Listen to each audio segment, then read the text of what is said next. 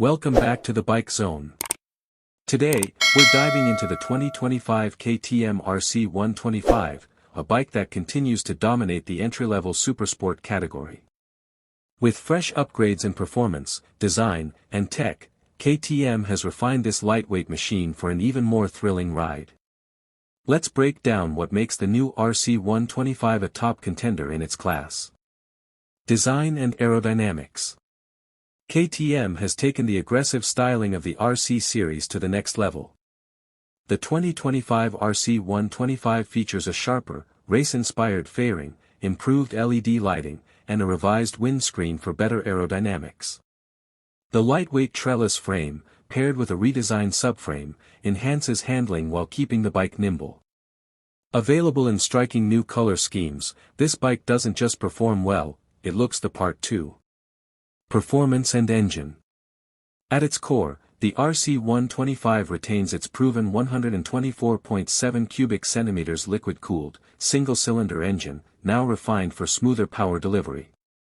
With a peak output of around 15 horsepower, it delivers crisp acceleration, perfect for city streets and spirited weekend rides. The updated exhaust system improves efficiency while keeping that signature KTM sound alive. Matched with a 6-speed gearbox, the RC 125 ensures an engaging riding experience. Technology and features. KTM has packed the 2025 RC 125 with advanced tech, making it a standout in the segment. The TFT instrument cluster now features smartphone connectivity, offering turn-by-turn navigation and call notifications. Ride-by-wire throttle ensures precise control, while the dual-channel ABS with Supermoto mode allows for better braking performance and more confident cornering. These premium features set it apart from the competition. Final verdict, is it worth it? The 2025 KTM RC 125 remains the perfect choice for new riders and experienced enthusiasts looking for a lightweight, high-performance machine.